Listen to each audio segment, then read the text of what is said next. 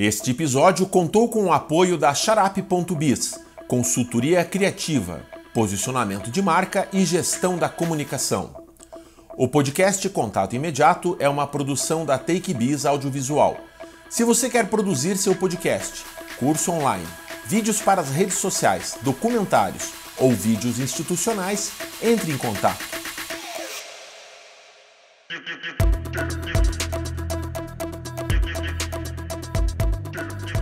Eu adoro documentário, mas...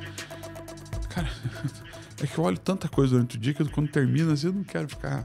Eu não consigo focar minha atenção numa coisa só. Tem um problema desse multitarefa que é esse.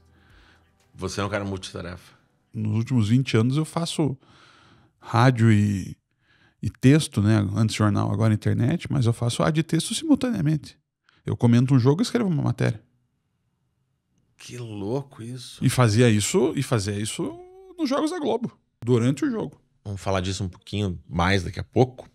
Seja bem-vindo ao Contato Imediato. Estou aqui com um convidado que... A gente vai falar um pouquinho do profissional, mas a gente quer entrar um pouquinho também na questão da alma humana, do ser humano que está dentro de todos nós, né? Muitas vezes quando a gente está frente à câmera, não é o meu ofício de fato, né? Mas eu tenho estado frente à câmera e naturalmente quem escuta e quem assiste começa a construir um personagem dentro da cabeça da pessoa, sobre a minha pessoa, que de fato não sou. Uhum. Mas parte de mim é assim como está aqui à sua frente. E o nosso convidado é uma pessoa de voz conhecida no... Não pode dizer cenário local aqui, curitibano? Sim. Talvez regional? Um pouco. A voz, certamente. A voz, certamente, mas a imagem também.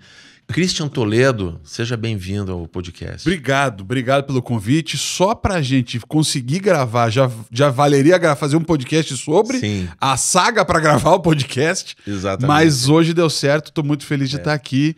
E assim, eu acho legal a gente poder fugir um pouco do... Não que eu não goste, porque assim, o meu assunto é a minha paixão, sempre foi minha paixão e é meu ofício há 28 anos, mas tem um pouco mais, né? A nossa casca, ela talvez apareça, né? Claro, a gente não está aqui com filtros, mas óbvio que nós temos alguns filtros para aparecer no vídeo. Filtros emocionais, filtros pessoais e tudo. Mas... falar um pouco mais de quem a gente é, na verdade, né? Isso. O que é, às vezes, muito complexo. Os psicólogos podem falar com mais propriedade sobre isso, os psiquiatras também, né? Certamente. As minhas que eu digo. Eu tô assim, me segurando para entrar já nessa história, mas só para ambientar um pouco para aquele que não conhece, que não acompanha futebol, que não acompanha as mídias tradicionais, né? A tua profissão é de comentarista. Eu sou jornalista. Você é jornalista de formação. Formado. Entrei na faculdade em 95, fiz a PUC, me formei jornalista então ali em fevereiro, eu recebi o canudo em fevereiro de 99, mas já trabalhava desde 96, desde maio de 96. Então, nesse maio eu completo 28 anos de carreira.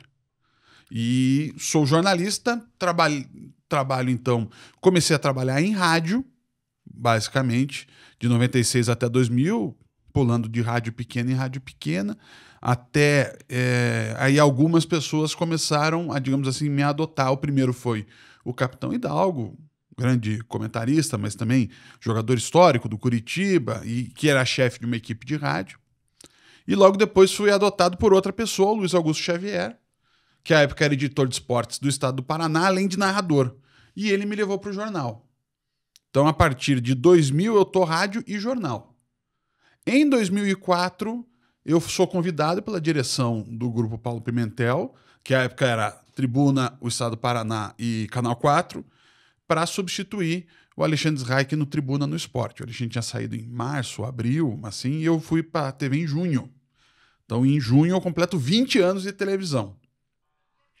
E a partir daí eu faço TV, rádio e jornal simultaneamente. Até o fim do projeto, já na RIC em 2011, Mas aí, em 2011, eu já estou no GRPcom. Aí sim, como comentarista esportivo. Eu fui repórter e apresentador de 96 até 2011. De 2011 para cá, eu sou comentarista. Apresento alguma coisinha ou outra, mas basicamente isso. De 11 a 22 no GRPcom. E nos últimos 2 anos, além da Banda B, que é a rádio onde eu trabalho, com o meu projeto pessoal na internet, né? Canal do YouTube e as redes sociais também. Mas aí, basicamente, no meu papel de comentarista de analista de esportes. E esportes... Futebol. Futebol, né? Futebol, basicamente futebol. Ainda a gente teve algumas experiências.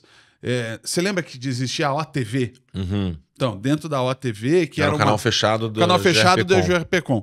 Ali a gente transmitiu judô, vôlei, hipismo, basquete, ciclismo, futebol americano.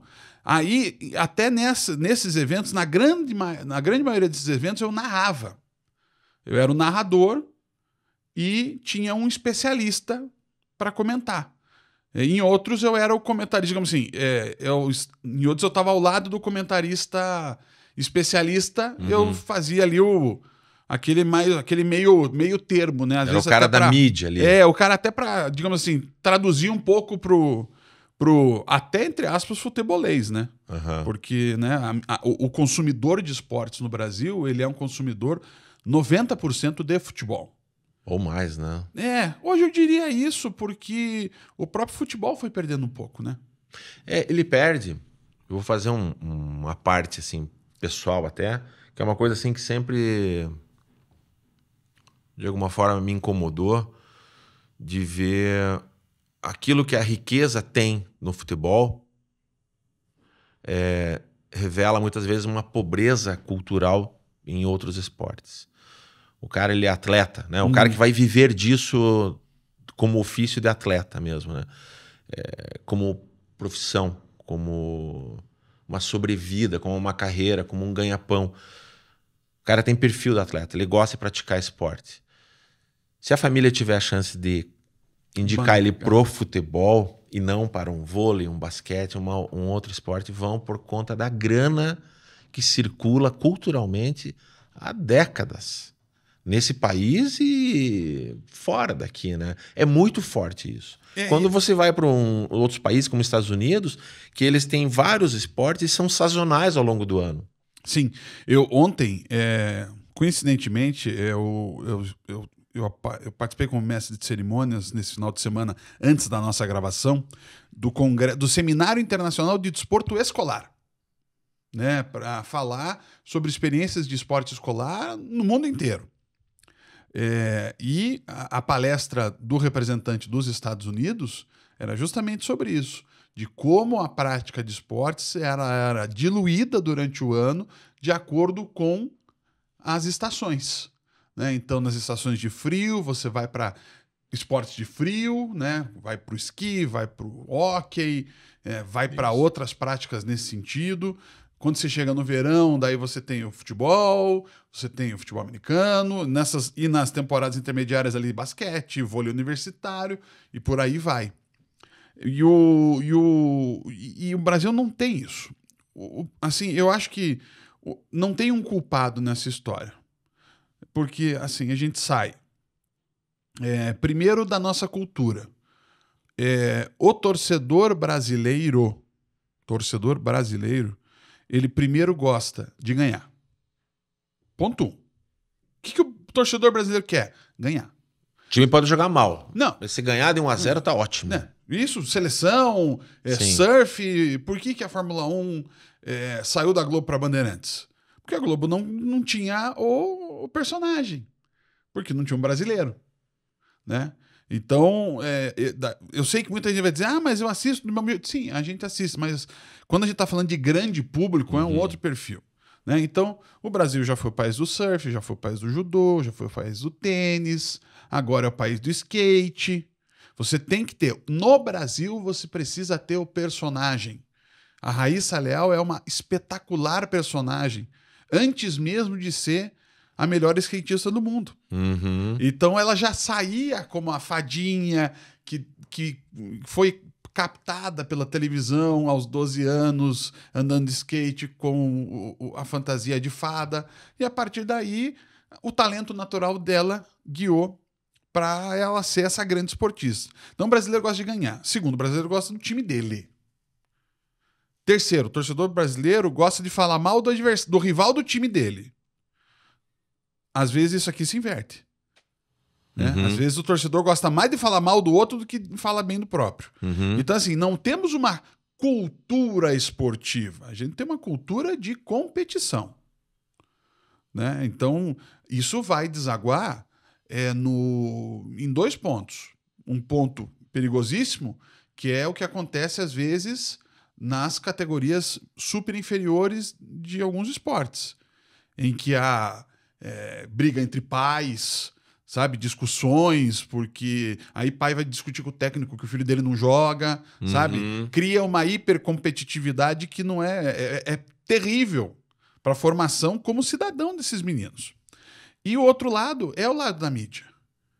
Tá vendo aí esse ano? Aparece toda hora, tem a matéria do pessoal do pentatlo, o cara da esgrima, o pessoal da natação, a turma do vôlei.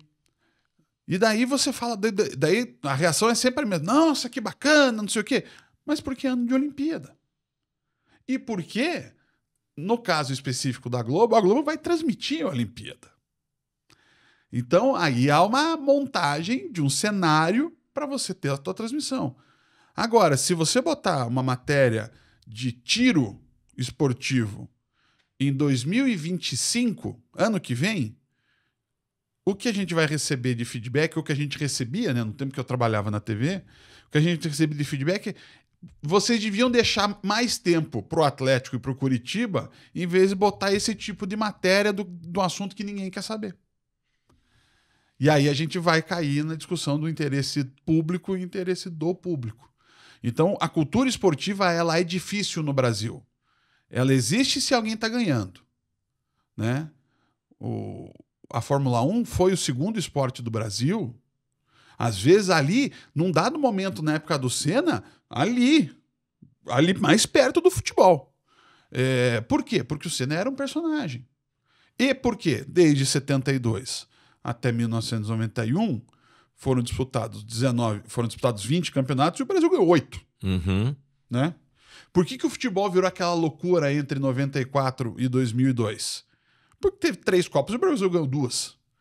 Então, vai muito disso. Né? A mobilização se faz através da possibilidade da vitória. E isso, logicamente, como você falou, né, tá atrelado às grandes mídias, né? E não ao interesse individual, muitas vezes. Porque, por exemplo, eu gosto muito de xadrez, né? Então, voltei a estudar xadrez e voltei a acompanhar xadrez. E o único lugar que eu tenho é na internet, através dos streamers. Do pessoal que transmite, através da informação. Porque se eu esperar a grande mídia me ensinar algo, me trazer alguma coisa, eu tenho que esperar surgir um novo Mequinho, que era um personagem. Exatamente isso. Não, então, né, pro xadrez ser capa da Veja nos anos 70, você precisava ter o Mequinho. Isso. Né? E o Mequinho é o exemplo claro de como essa super exposição, nós estamos falando dos anos 70, onde só tinham 4 emissoras de TV no Brasil, as revistas e os jornais, o Mequinho não suportou digamos assim, a fama, né? Foi, digamos assim, enclausurou, né? Na religião, porque era muita coisa, porque daí começou a se exigir do Mequinho que ele ganhasse de todo mundo, que ele ganhasse do Bob Fischer, que ele ganhasse do Karpov, não tinha nem o Kasparov naquela época, mas assim, que ele ganhasse desses caras. E assim, não é assim, o esporte não é assim, que você, né, numa hora para outra consegue. Então, a cultura brasileira de esporte, ela é delicada. E assim, aqui não tem jeito. Nós vivemos em um país em que nós temos aqui alguns dos equipamentos mais atualizados para captação de imagens e de som, mas tem gente que não tem nem o 3G no telefone ainda. Então, para você retirar a influência da grande mídia, em específico da televisão aberta, vai muito tempo. E enquanto isso, dá-lhe socar. Campeonato Brasileiro, Série A, B, C, D. Copa do Brasil, Libertadores, Sul-Americana. Aí o feminino. Aí tem o Sub-23, Sub-16. E tudo com o mesmo brasão do mesmo time, né? Você pode torcer para um time em diversas frentes, desde que seja futebol. Eu tive uma estafa disso, pessoalmente, assim. Eu resolvi me afastar. Eu tenho meu lado torcedor, mas eu acompanho à distância porque eu me senti, de certa forma, intoxicado, sabe? É que assim, aí a gente volta de novo para a discussão. Certa vez o Flávio Gomes, não sei se você conhece, é um jornalista especializado em automobilismo, mas ficou longo tempo na ESPN e na Fox também falando de futebol. E ele veio aqui na PUC fazer uma palestra e depois a gente tava... depois de tomar uma cerveja, mas antes na palestra ainda, ele foi perguntado uma coisa que todo torcedor aqui do Paraná ou de Curitiba, porque daí a reclamação de Londrina é sobre Curitiba, mas nós reclamamos sobre São Paulo. Por que só passa coisa do Corinthians? E o Flávio, ele falou resumiu de forma até cruel o assunto. Ele falou assim, porque o Corinthians é 20% da audiência do Brasil. Porque o Corinthians é a nossa maior audiência. Porque a parte comercial vende porque a gente fala do Corinthians. E aí você não tem o que responder. Quando você tem uma marca nacional, você vai priorizar ela. E é futebol que você pensava em trabalhar quando você escolheu fazer faculdade de jornalismo? O que você faz era uma coisa que você já desenhava no teu vestibular? Não, eu desenhava aos 5 anos. Ah, desde sempre? Sim. Quando a primeira vez que me perguntaram o que eu queria ser, quando tinha essa idade de 5 anos, eu falei, eu quero ser jornalista esportivo. Eu aprendi a ler e escrever por causa do esporte. Você tem uma memória mais antiga possível que você vai lembrar de alguma coisa Não, que te chamou assim, atenção? a história do aprender a ler, me contam, eu não lembro. Mas que num dado... Depois eu fui buscar para ver se havia veracidade no fato. E o pior que havia. Que era um domingo, almoço de família. Naquele tempo ainda que almoço de família não era só pai, mãe e filhos, né? Era com a avó e todos os... E meu tio ficou surpreso que eu estava assim, debruçado em um jornal. E ele viu que eu estava debruçado em um jornal e eu estava falando algumas coisas. Sobre um grande prêmio de Fórmula 1, não sei das quantas. E aí ele foi olhar e falou, nossa, que estranho. Quando ele viu, eu estava lendo a notícia. Lenda urbana, mas há testemunhas. Uhum. Então, assim, eu aprendi a ler com 3 anos. Aí, nesse mesmo ano, depois de completar 4, nós fomos para a praia no final do ano, e ali eu escrevi minha primeira palavra, que foi Zico. Olha, que fofo isso. O fofo foi que eu consegui contar pro Zico isso um dia. Isso que foi legal. Aí não é fofo, é sensacional. Mas então, assim, eu sempre gostei. Eu tenho paixão pelo esporte, tenho paixão por aquele futebol que eu assistia quando era criança. Hoje o futebol para mim é mais um ofício. Naquele tempo eu era apaixonado por futebol. Hoje eu sou apaixonado por jornalismo. Uhum. O jornalismo é minha paixão. O futebol é meu ofício. O esporte é meu ofício. A minha paixão é o jornalismo. E assim, você falou de estafa, é uma estafa que eu sinto também. Eu não consigo usar o meu tempo livre para ver e falar de futebol. É a última coisa que eu quero. Férias, como que é tuas férias? Não, eu saio de Curitiba, inclusive. Eu fico fora. Porque, assim, né, como você falou, né, a voz é conhecida, a imagem, eu além dos 11, na verdade, dos 20 anos de televisão, entre SBT até a CNT, agora que eu faço o programa dominical de esportes, eu fiquei 7, 8 anos da minha vida entrando pelo menos uma vez por semana no Bom Dia Paraná. Uhum. Então, eu falava não só para o público aficionado, eu falava para um... E o Bom Dia Paraná tem uma audiência absurda. Por horário, então, é um negócio inacreditável. Então, assim, eu não sou aquele cara que é o cara que está com a camisa do time que vem, me para e me dá oi. Não. É o porteiro, é a senhora no mercado, é o rapaz que está limpando o salão do clube. Então, assim, são muitas pessoas. Isso é ótimo, é maravilhoso, é gratificante, é para isso que a gente vive. Mas nas minhas férias eu quero ficar desligado. Até o dia em que eu cheguei em Salvador, entrei no Uber, o cara falou assim, o senhor é o Christian Toledo lá de Curitiba, né? Eu falei, sou. Oh, Porque daí ele me via no Sport TV. que coisa. Mas ele foi bem bacana. E fora, assim, que no meio da multidão, você é alguém que já naturalmente desponta. Você tem quanto de altura? 2 metros. 2 metros. Quer dizer, primeiro destaca-se já esse destaque natural, e aí com a fisionomia já mais conhecida, difícil ficar indiferente. Eu sou. Se colocar um óculos escuro, pior ainda, chama mais atenção, né? Eu nem penso nessas coisas. Assim, às vezes, dependendo da situação, às vezes eu preciso abdicar de alguma coisa que eu queira fazer. Porque, e aí quando você, né, pra gente tirar a casca, eu vou passar já pela primeira coisa que muita gente não acredita. Eu sou profundamente tímido. Uhum. Sou profundamente tímido. Então, se alguém vem, me reconhece, eu fico travado, sabe? A minha mãe já enche, né? Quando ela vê que alguém me reconhece, vai lá, fala com ele. Não, deixa eu aqui no meu cantinho.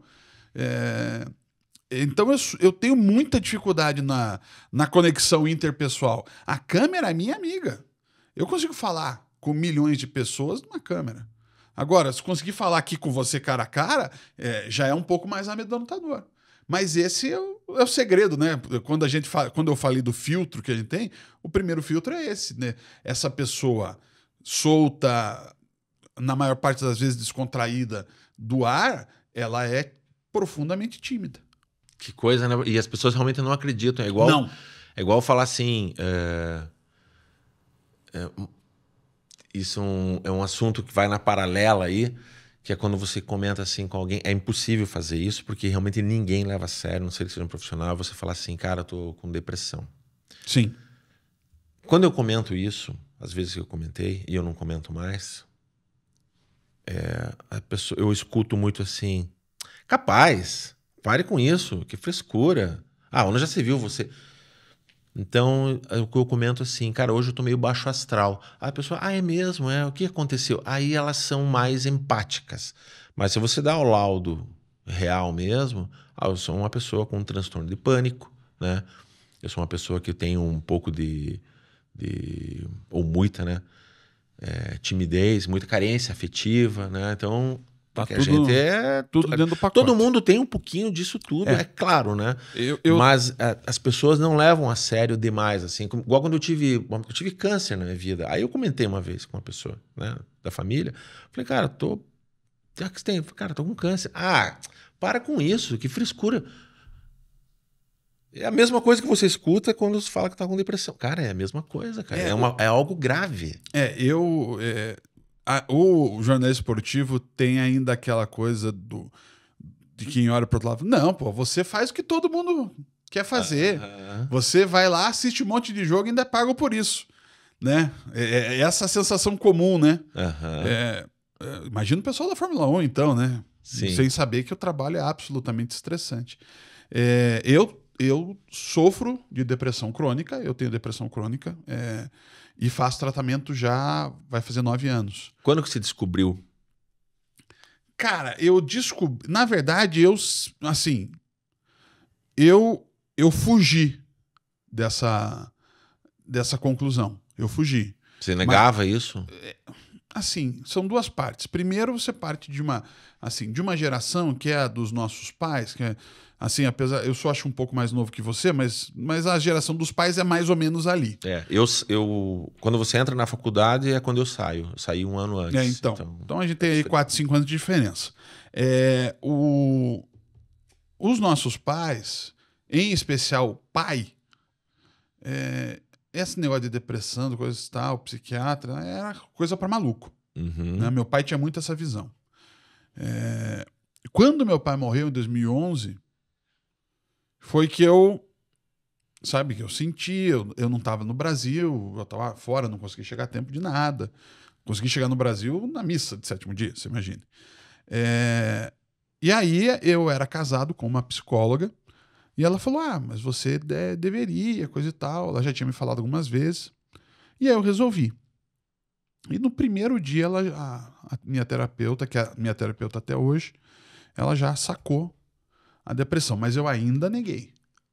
Mesmo que no momento em que ela começou a me falar de determinadas situações, eu fui levando para outros momentos.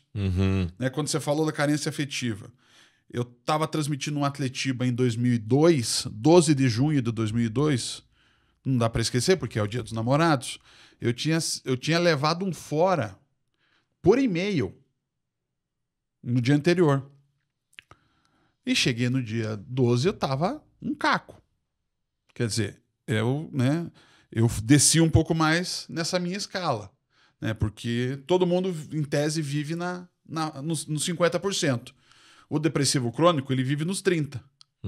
E ele toma medicação para subir para os 50%, para tentar ficar ali no meio. Só que essa medicação, ela acaba deixando de um jeito que você não consegue ficar nem nos 70 e nem nos 30 de volta. Porque ela puxa, né? Puxa a tua corda para você ficar fixo ali no meio do caminho. E daí, nesse dia, 12 de junho de 2002, eu tive um piripaque. Trabalhando. Dor de cabeça, dor de estômago, dor no corpo. Pensei que eu ia morrer. Mas era uma crise depressiva misturada com ansiedade. Eu tomei soro, me deram um calmante, saí do estádio de ambulância, né, virando assunto de todo mundo que estava dentro do estádio. Foi onde? No Couto Pereira? No Couto Pereira. Mas assim, saí quando os enfermeiros me deixaram na casa da minha amiga, porque eles falaram, a gente pode levar você para casa dos teus pais. Eu falei, mas você não faça um negócio desse, já tá com um ruim, você vai matar 2? Não, deixa assim. E aí eu fui para casa de uma amiga minha, mas ali eu já estava recuperado. Mas eu só em 2015, diante de muita pressão da minha terapeuta, eu fui atrás de uma psiquiatra, também que me atende até hoje. E aí sim, com a definição clara do que eu tinha. Mas não é fácil, porque você se sente fraco, né? Eu não sei se você passou por isso, mas é aquela sensação, não, por que eu tô passando por isso? Eu não deveria passar por isso. Mas passa, carência afetiva, dificuldades em relacionamentos, em alguns relacionamentos, dificuldades do trabalho. Você vive uma gangorra, né? Você falou do teu pai, né? A gente não vai fazer uma sessão psicanalítica aqui, mas tá na mesa. Mas pode trazer mais água aqui para mim, viu? Temos aqui, tem aqui. Ah, você tem a jarra. Quando você fala do teu pai, e aí naturalmente eu penso no meu, e quem tá nos assistindo pensa no seu, né? Presente ou ausente. Você tem filhos? Não. Não tem filhos. Mas eu acredito que você possa imaginar, porque é parecido, eu tenho 2 filhos e antes de ter filhos eu não mudei esse tipo de pensamento. Não, e tive 2 enteados. Em dois relacionamentos. O que você espera dos enteados, daqueles que estão vindo da nova geração? Que eles sejam felizes, né? Que eles realizem seus sonhos, né? E que lutem pelo mundo e que não te decepcionem. Você acha que você decepcionou teu pai em algum momento? Cara, eu acho que no final das contas não. Sabe? Essa fragilidade não te trouxe uma certa culpa? Cara, pai, eu não sou tão forte quanto você achou que eu seria? Não, eu não penso nisso não, sabe? Sinceramente, eu não penso nisso não. Eu acho que eu sempre fui muito melancólico. Sempre fui muito melancólico, desde criança. Eu gostava de músicas que nem adolescentes gostavam, e sim que senhores gostavam. À época, quando eu tinha 9, 10 anos. E e sempre projetei muito nos relacionamentos. Em relação aos meus pais, minha mãe é minha principal fã, minha incentivadora, tudo. Às vezes até de forma... Eu não sei se você lembra daquele desenho Tiny Toons, que tinha a Felícia. Então, a minha mãe às vezes é meio Felícia comigo, né? Tipo, eu gosto de você, mas eu quase vou ter matado de tanto que eu gosto de você. Então, minha mãe às vezes... E ela percebe, com o tempo vai percebendo, né? Até porque eu também fui percebendo, né? De pressão que isso acontece. Não, e meu pai tinha muito orgulho de mim. Isso eu sei porque depois eu soube de outras pessoas que falavam. Por exemplo, meu pai convivia ali no círculo militar, convivia com o Sicupira. E eu não fazia ideia que o meu pai falava de mim pro Sicupira. E eu soube isso pelo Sicupira depois. Então, sabe, então ele tinha muito orgulho, ele falava assim, e isso é muito tocante, né, que ele queria ver os 2 filhos formados, coisa que ele não conseguiu ser. Então, quando eu me formei, aí ele desabou, porque eu sou o caçula, então ele estava com os filhos formados. Não, nesse aspecto, não. Agora, eu acho que, assim, eu não era o durão, digamos assim. Eu não era. Ele também nunca foi. Ele era bem manteiga derretida. Mas ele era, claro, né? De uma geração anterior, ele tinha que parecer mais durão. Mas esse durão, realmente, eu nunca fui. Eu nunca fui. Mas essa melancolia, eu acho que ela já está, sabe, impregnada em mim. Sabe? Uma tendência à tristeza. Isso desde que eu me conheço como garoto... Eu tenho isso. E você acha que isso é uma coisa que ela foi aumentando com o tempo? E quando você vai quanto mais você vai criando, você vai tendo responsabilidades, né? Acho que isso vai cada vez mais pegando, né? E é um drama pelo seguinte: você, ao mesmo tempo em que você sabe que muito disso depende de você, né? Porque a única pessoa que vai conseguir mergulhar nesse poço e tirar o teu coração lá de baixo é você mesmo. Ninguém consegue pegar e fazer isso. Mesmo que você tenha relações espetaculares conjugais. E eu tive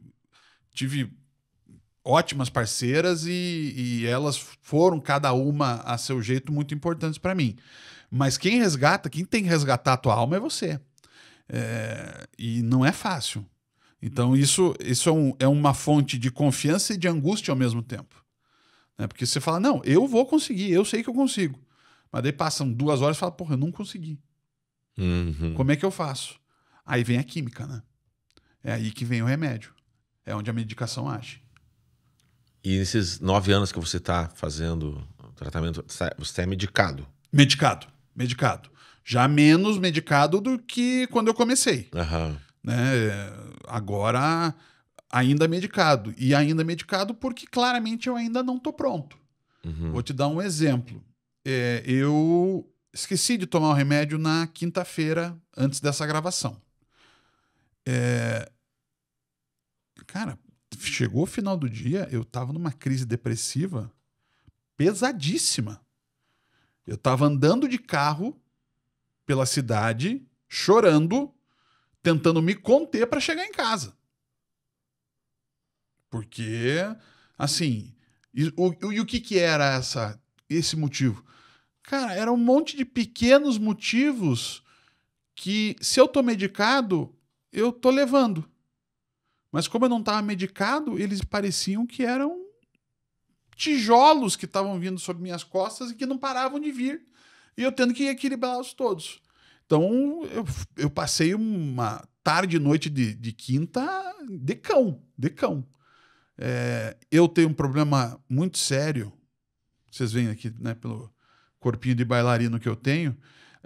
Eu adoraria ter essa coisa de que, nossa, eu vou pra academia e me liberto. Tipo, eu vou pra academia, eu saio pior do que eu entrei na academia. Porque, além de tudo, eu saio cansado, achando que eu não consegui fazer o exercício direito. E suado, né? Parecendo como dizia o Jamelão, parecendo pinto no lixo, né? Mas eu não tenho essa... Fui pra academia, saí horrível da academia. Então, é duro. Você é triste depender da medicação. Mas, ao mesmo tempo, cara, ela tá aí para isso. Porque a química, ela tá dentro da gente de qualquer forma, de um jeito ou de outro, né? Eu já tomei alguns remédios, né? Hoje menos. Hoje eu pratico mais exercícios, tenho mais atividade, ajuda bastante. Tive que aprender isso via terapia. É claro que, assim, nessa conversa aqui que eu trago coisas suas, elas reverberam com coisas minhas que eu não preciso nem falar, cara, é exatamente isso. Nossa, você está me definindo. Não, você está definindo você, está definindo parte minha e de muita gente também, certamente. Porque aquele que não tem a depressão crônica, mas tem um momento de uma tristeza profunda, pode ter uma situação, ideia... às vezes, mais grave do que a depressão crônica, porque a depressão crônica, ela te leva a você estar num estágio baixo. Agora, quem sofre de crise depressiva, ele pode estar aqui e ele vai para o fundo muito rápido. E isso pode provocar decisões extremas. Sim. Os bipolares. Né? Então é complicado.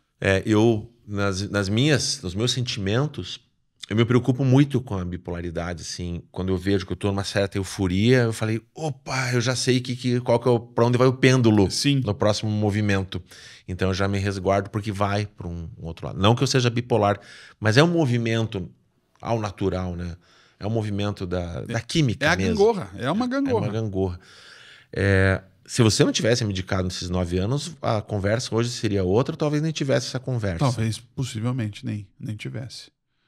Bem provável.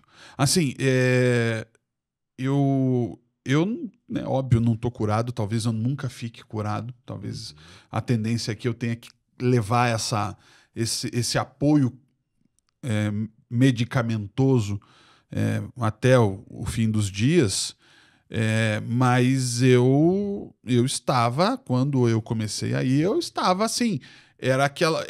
começou a passar pela minha cabeça uma coisa que não deveria passar.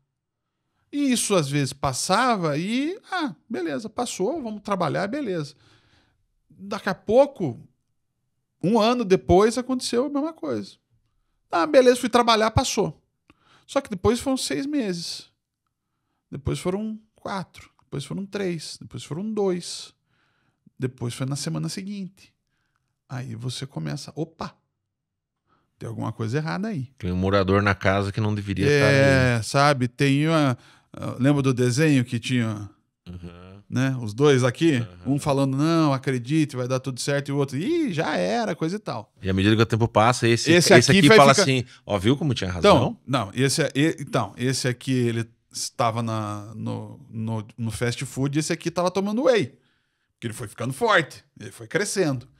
Mas, como eu sou uma pessoa muito medrosa, talvez eu não tenha feito o que, infelizmente, muita gente acaba fazendo. Sim.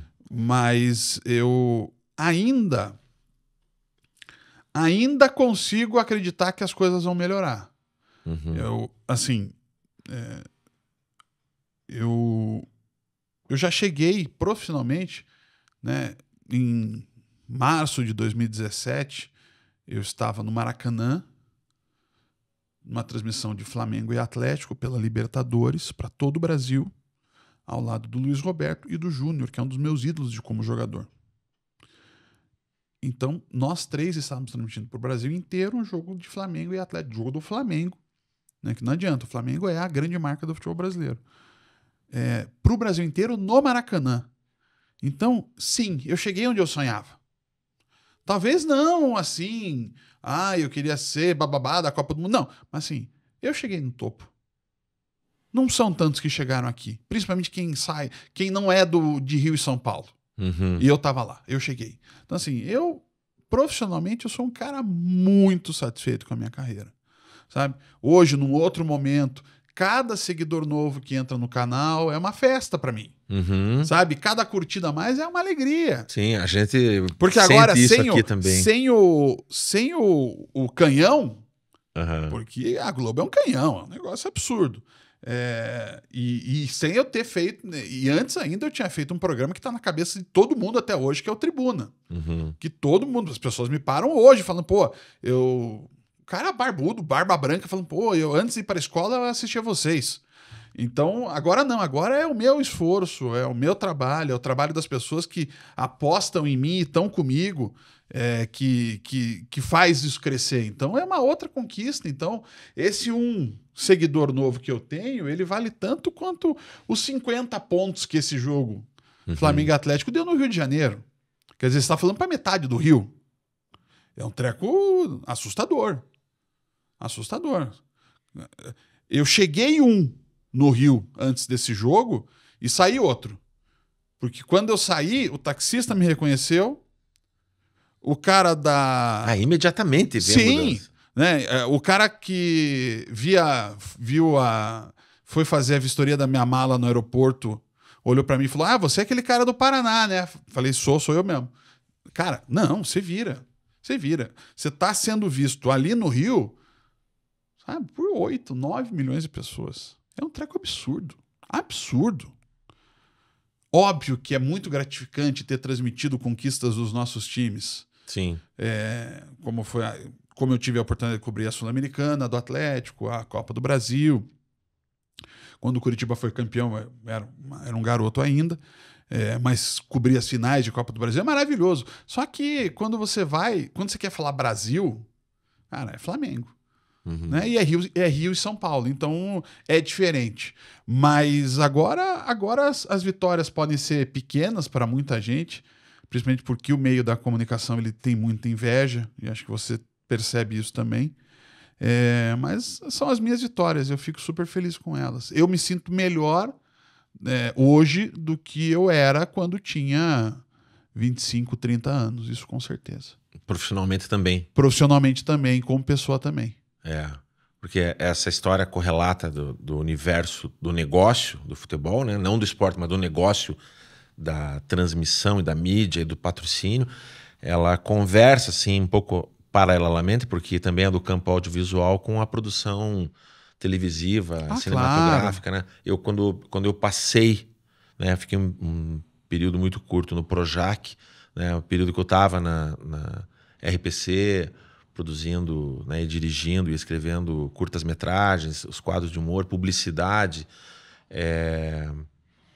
E aí fui a São Paulo, fui ao Rio, fiz cursos, né? Você fica feliz de ver que você consegue levar daqui para lá coisas, né? Inclusive teu nome, inclusive tua imagem, tem esse reconhecimento, querem saber como são as coisas aqui também, mas com o avançar dessa democratização audiovisual, as conquistas pequenas elas também têm sua importância. Se hoje não temos uma produção cinematográfica expressiva, muito menos no cenário local para o mundo, existem pequenas, grandes conquistas. Né? Existem maravilhosos curtas-metragens, por exemplo, feitos por alunos, com uma qualidade estética muito alta. Porque hoje o celular já faz isso. Já faz isso, né? E se a pessoa souber utilizar aquilo, realmente tendo os fundamentos e a base, consegue entregar grandes materiais. Só que para uma audiência pequena, muitas vezes. Né? Mas aí é a mudança também do perfil, né? De tudo, né? Tá tendo essa mudança. E eu sinto isso na minha vida profissional, porque como se diluiu muito, né? Se espraiou, como se diz, né? As produções, né? Na publicidade mais ainda, que era o grande ganha-pão meu e de muita gente, ela se diluiu muito, muito, muito, muito, se alinhou por baixo. Eu tenho aqui hoje, né, com o Sérgio, aqui no estúdio da Take Bis, temos 3 câmeras, equipamento de altíssima qualidade. Não é broadcast, não tem aquela exigência da transmissão nacional, mas é uma capacidade que a gente tem, como dezenas de outros estúdios e centenas de pequenas produtoras nessa cidade tem. Não, eu faço, um dos programas do meu canal é o Bola no Corpo, que eu faço com o Valmir Gomes, grande comentarista esportivo, 83 anos e super nativa, tá mais novo que eu. A gente faz, inclusive, num estúdio aqui perto, a Nogueira, e assim, a qualidade do vídeo é absurda. Lógico, né? Agora, quando você vai para televisão, é óbvio, não vai ser ainda uma câmera mais portátil, vai ser Sim. aquele trambolhão que daí te permite ter já em 4K, assim, 8K, 16K, mas, e também porque ele precisa soltar um sinal parrudo para esse sinal parrudo chegar até o resto do estado. Não, é outra coisa, é uma locomotiva, não é nem um carro para outro carro, não. Nós temos um grande carro esportivo que leva a gente para onde a gente quiser. Mas quando vai para esse universo, a gente está falando de uma locomotiva para uma ferrovia. Ou de um Concorde. Ou de um Concorde. É outra coisa. As pessoas às vezes confundem isso. Só que o trabalho de quem faz, a parte humana, ela é a mesma. Né? O fator humano pega. Às vezes mais, né? Porque aqui a gente meio que faz tudo nesse nosso... Sim. Né? Então, a gente tem que gravar, a gente tem que editar, a gente tem que ver a questão do som. Eu tenho ainda uma estrutura que eu julgo boa parte amadora, mas até pelas características do canal. Então, um dos meus programas, que é um react nostálgico, então a gente puxa matérias antigas, legal. filmes antigos e comerciais antigos e coisas assim de Curitiba, claro, com base mais ênfase no futebol. E quem faz o programa comigo é um jornalista curitibano, mas que mora em Maceió. Então tem que ser todo um processo remoto. Não é uma coisa de sentarmos dois aqui, botar uma imagem aqui e a gente conversar sobre ela. Não, tem que ter um sisteminha para a gente usar. Então, às vezes, não fica talvez o áudio perfeito. Você já vai trabalhar com uma imagem de qualidade menor, que é a imagem antiga, né? Já mais gasta e tudo. Mas a gente faz pelo divertido da coisa. Né? Que é o que o público nosso quer, de certa forma, né? Ele quer essa parte humana. A gente tem que entregar uma qualidade estética, sim. Entregar um bom áudio, sim. Mas muito mais como uma busca pela excelência do que qualquer outra coisa. Mas o império do TikTok, né? Sim. Dos shorts, eles estão incomodando nesse sentido, né? Porque você não pensa assim, por que eu vou gastar tanto tempo na preparação de um roteiro de algo que vai ser talvez perecível demais? Esse é um problema. Aí a gente vai para uma discussão sobre linguagem, uma discussão sobre cultura, uma discussão também sobre a forma das pessoas consumirem hoje informação, que aí é tudo muito questionável. Sim. É tudo muito questionável. Sim. Porque você está indo para a redução da redução da redução. A gente não vai entrar nesse assunto, mas a gente joga isso porque lá na frente alguém vai estar explicando em que movimento nós estamos vivendo nesse momento. Né? Porque quando você está dentro de um movimento, você não sabe que está dentro daquele movimento. Não. A história passa, daí você enxerga lá atrás. O que estava acontecendo ali, essa turma que era tudo multitarefa naquele momento, né, que a gente faz de tudo um pouco. Nossa, naquela época era assim. Só que quando a gente está nessa época, parece que não tem uma outra forma de ser. Não, aquela história, se não me engano, foi do Francis Fukuyama que falou, foi outro pesquisador, outro futurólogo nos anos 80, 90. Não foi o Fukuyama, foi outro. Mas que eu ouvi pela primeira vez da boca do então presidente da RBS, Nelson Sirotsky, numa palestra que a gente foi assistir lá em Porto Alegre. O que era fio vai virar sem fio, e o que é sem fio vai virar fio, né? Tipo, a internet, né? O sinal da internet, ele era algo, em tese, né? Você puxava do ar, mas não. Hoje a melhor internet ainda é a do cabo. Agora, o microfone, o telefone, a câmera, hoje tudo se pratica sem fio. Você falou do broadcast, hoje você consegue fazer uma transmissão de um jogo de futebol com 13 câmeras absolutamente remota, sem estrutura no estádio. Vai tudo via internet para uma central em São Paulo, e essa central é que faz o corte das imagens, que barateia muito o custo da cobertura. Mas, assim, a gente faz essa volta e assim, né? A gente faz o multitarefa, mas daqui a pouco a gente volta para, de novo, cuidar do que a gente talvez mais saiba, que é o conteúdo. Então a gente vai viver sempre nesse sobe e desce, né? Das culturas e das decisões. O problema é que entre esse sobe e desce das culturas, das tecnologias e das informações, há o sobe e desce da nossa alma. Sim. né? E aí que é a luta. Sim. Até porque aquilo que a gente concebia antigamente para um futuro, muitas vezes esse futuro não se desenhou em termos de mercado, em termos de cultura, em termos de várias coisas. A gente entrou no mercado de trabalho imaginando que íamos fazer como nossos pais. Teríamos um emprego praticamente do início da nossa carreira até a aposentadoria. Sim. Eu fui para a RPC pensando nisso. Eu fui para a Tribuna pensando nisso. E mesmo assim, foram 18 anos na Tribuna e 11 anos na RPC. Lógico que isso aqui está tudo misturado, né? Então, ainda consegui ter trajetórias longas, mas elas já são raras hoje. A gente tinha um editor que hoje está na Globo. Ele falava, assim, claramente para nós, e assim como gestor, é ao mesmo tempo interessante, só que é perturbador. Porque ele fala assim, não, eu faço a minha vida em ciclo de 3 anos. Uhum. De 3 em 3 anos eu preciso fazer uma mudança. Aí você pensa, pô, legal, esse cara quer evoluir radicalmente. Ao mesmo tempo você fala, pô, beleza, eu vou formar o cara, quando o cara estiver bom, ele vai pegar o bonezinho dele e vai embora. Isso leva para um outro assunto tão grave, tão sério, que eu quero trazer alguém para falar só disso. Porque isso vai conversar com o que você falou do Valmir Gomes. O cara com 83 anos. Você imagine, esse cara devia estar... Muita gente deveria pensar. Esse cara poderia estar aposentado há 30 anos. O que esse cara está fazendo? Eu pretendo estar aposentado a lá filme americano. De camisa florida, deitado na rede. Esse é teu objetivo? Mas claro!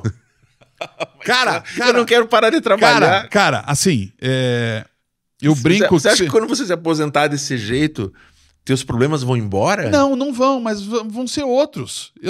Assim, mas você é tão jovem. Sim, eu sou jovem. Só que como a gente estava falando antes aqui, eu tenho 28 anos de carreira, desses 28, em 20 pelo menos eu tive 2 empregos. Mas em 24 pelo menos eu tive 2 empregos. E em 10, 15 anos desses eu tive 3 empregos simultâneos. Então, se eu fosse contribuir por tudo isso, eu já poderia me aposentar. Sim. Agora, é óbvio que eu não posso, porque, né, falta La Plata. Agora, quando sempre vem aquela pergunta, mas e se você ganhasse na loteria? Se eu ganhasse na loteria, eu ia parar de trabalhar. E a última coisa que eu faria, certamente, seria ir num estádio de futebol. Porque, assim, é o meu ofício, como eu falei. Uhum. Sempre quando me perguntam, principalmente em faculdades, estudantes ou recém-formados falam o que é cobrir futebol para mim, hoje é ser racional num mundo emocional. Eu sou uma voz que tento ser uma voz de razão e isso às vezes conflita com o emocional, porque racionalmente você não vai falar exatamente o que um torcedor quer. Sim. Mas assim, pelo menos eu posso deitar no meu travesseiro sossegadamente e dizer, não, eu falei o que eu julgava o mais correto. Não que seja o correto, mas é o mais correto para mim ali. Então, cara, sim, eu quero ter uma vida de brisa ainda. Acho lindo o Valmir fazer o que ele faz. Acho lindo, lindo. Lindo porque ele tá lúcido, tá cada vez mais lúcido. Mas, cara, não. Obrigado. Não, 83? Pô, primeiro tem que chegar lá. Que já é um desafio. Né? Eu vira e mexe me esforço para não chegar aos 83. Eu vou firmemente na luta para não chegar. Mas se eu chegar, eu vou querer estar descansando. Vou querer estar descansando com um cachorro do tamanho desse copo que fica assim e de mão dada com alguém. Como diz um jornalista, se for mulher, melhor.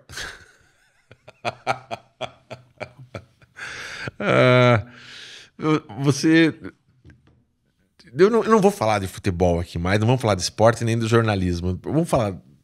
Vamos indo para os finalmente falando da pessoa. Você falou do teu corpinho, né?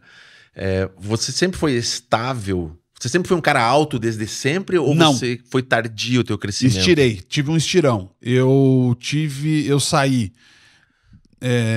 dos 16 para os 17, né? Bem no terceirão, você imagina o desespero do adolescente. Com 16 eu tinha 1,75 m.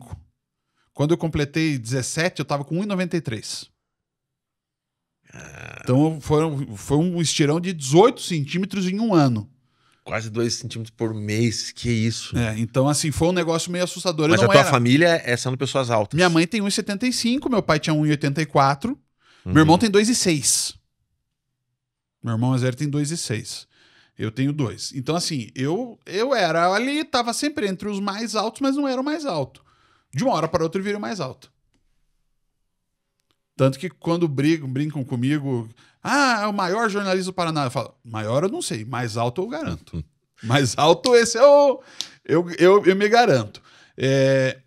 E assim... E o peso? Eu sempre veio fui junto? gordinho. Sempre fui gordinho. Mesmo quando você esticou ali? Cara, aí é a questão da autoimagem e às vezes do que você ouve no entorno. Certo. Cara, não. Não tava. Eu digamos assim, mais ou Não menos tava o quê? ali. Não tava magrão? Eu não estava gordo. Uhum. Mas, cara, a minha autoimagem e o que eu recebia Uhum. do meu entorno era que sim, eu estava gordo. Mas, cara, se você pegar uma foto minha, em 2002, a gente foi cobrir uma excursão do Paraná Clube à Ucrânia. Então a gente saiu daqui de Curitiba, Frankfurt, Cracóvia, Lviv, que é no extremo ocidental da Ucrânia, né? Kiev é da outra ponta.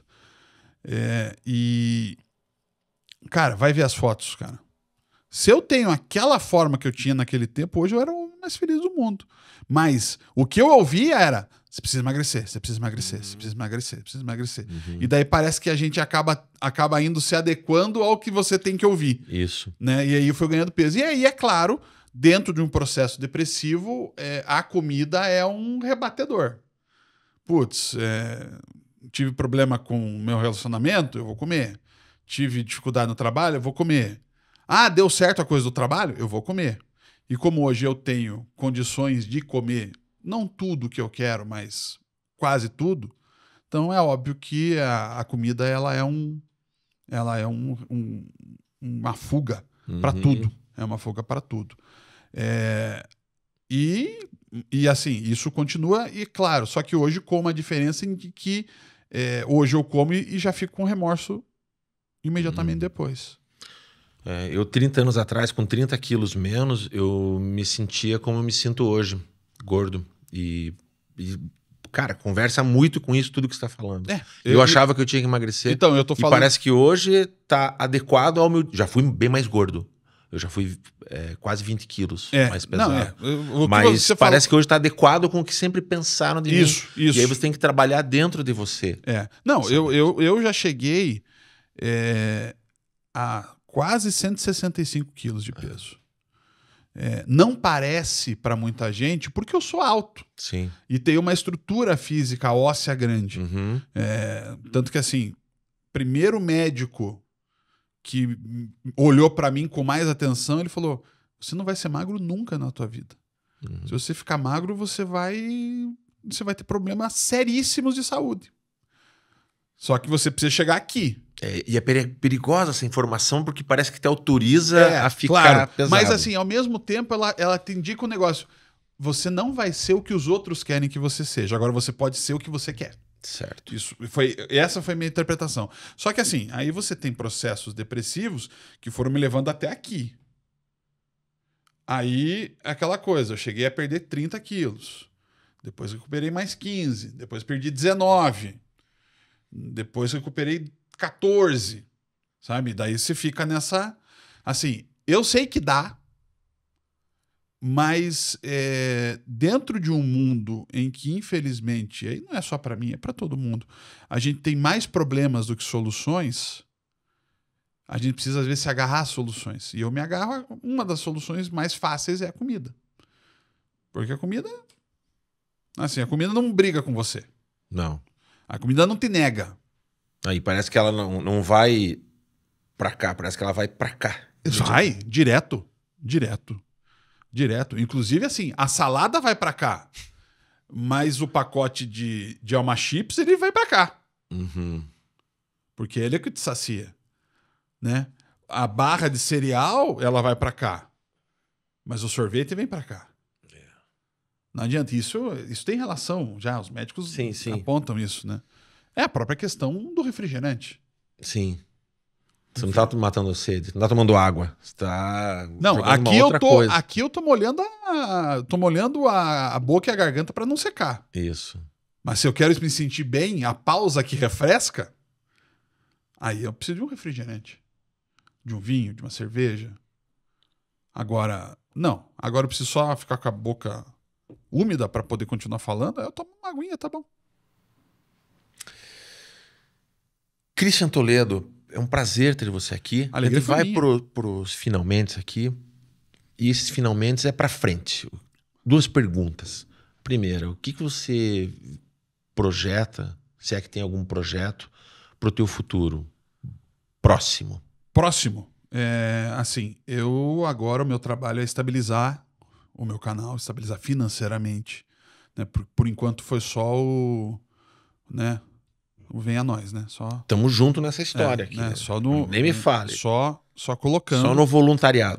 E até porque tem pessoas que fazem comigo e eu gostaria muito que elas fossem remuneradas pelo que elas fazem. Sim. Então, o meu objetivo 1 é esse. O meu objetivo 2, também próximo, eu diria 2 não por grau de importância, mas talvez ele seja até mais importante, ter uma... É uma coisa que eu não falo normalmente, mas é ter uma... Tem uma coisa hoje na minha vida que ela... que não é exatamente uma coisa, você pode imaginar, mas eu preciso... É uma situação que ela tem vários nós e que esses nós, eles precisam ser desatados com muito cuidado, com muito carinho, com muito cuidado, com muito tato. Às vezes eu não tenho esse tato. Mas, assim, é uma história que eu carrego com muito sentimento. É uma história que me faz bem. Inclusive, me ajudou muito numa retomada nesses últimos 2, 3 meses. E eu quero que também essa história se estabilize. E eu acho que isso vai ser muito bom. Vai ser muito bom para mim. Uhum. Tão bom quanto essa estabilidade. Melhor, óbvio. Melhor do que estabilidade financeira. Muito melhor do que estabilidade financeira. Mas eu vivo hoje com um mantra, que é uma frase pequena. A frase é: a resposta é sim. Uhum. E a resposta é sim. Isso que essa história de nós, eu sempre deixo ela muito clara, que a resposta é sim. Você arrancou de mim um negócio que ninguém sabe, hein? Você também não ficou sabendo, mas pelo menos você já sabe, já pegou a casca da história. Vamos amaciar, então. Você falou que ia pra academia desagradável. Tem algum esporte que te atrai? Cara... Não vem dizer que truco é esporte. Não. Xadrez é esporte? Não, xadrez é. Xadrez é.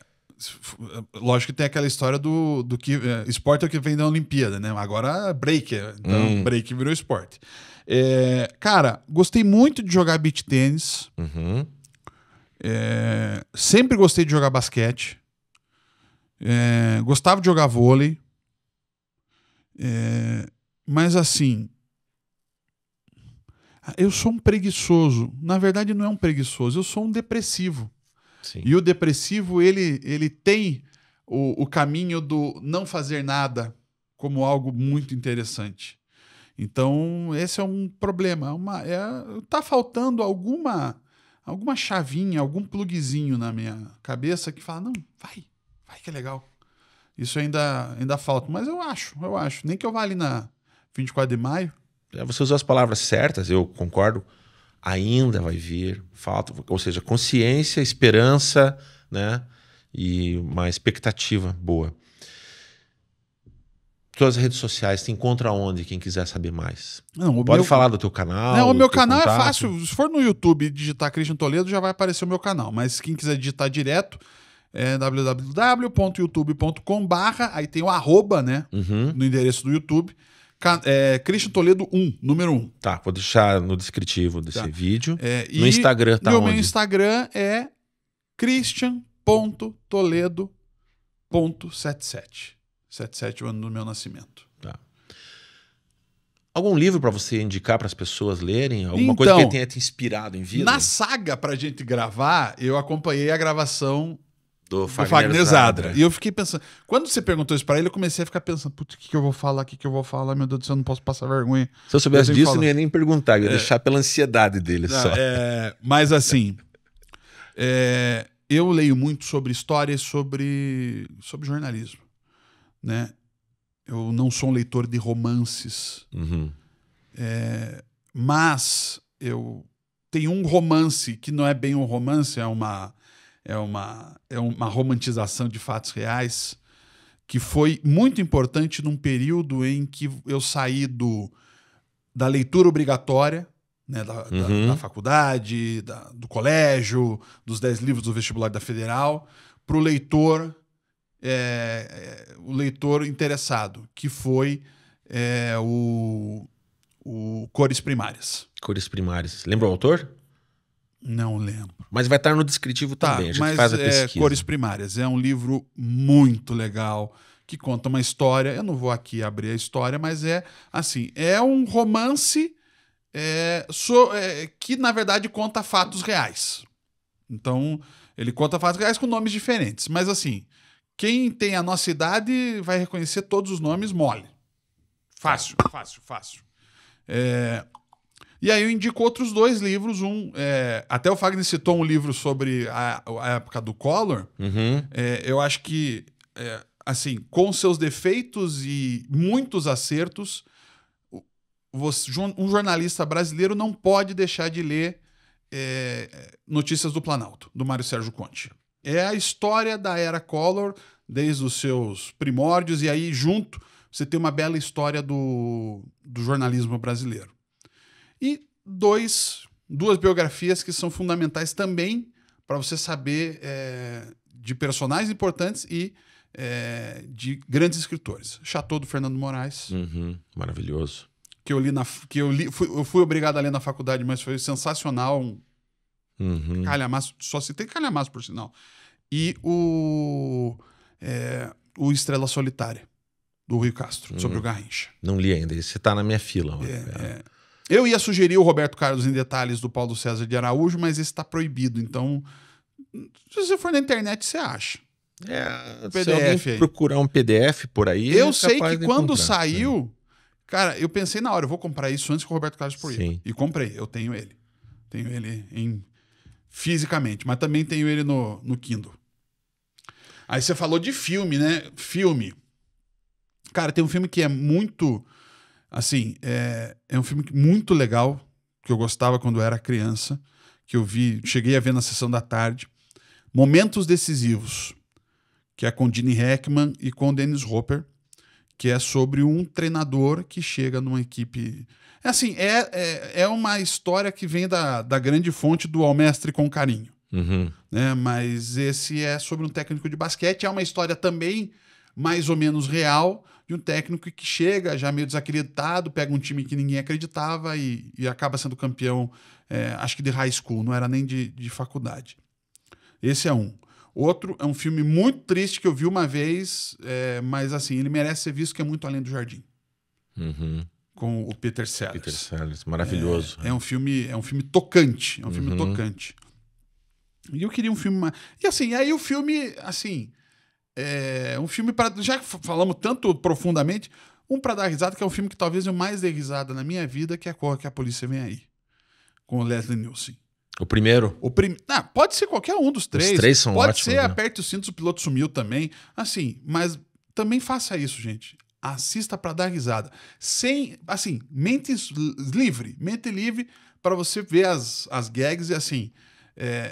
cara, se você puder, assista em inglês para pegar as originais, mas, cara, a dublagem brasileira, ela é espetacular.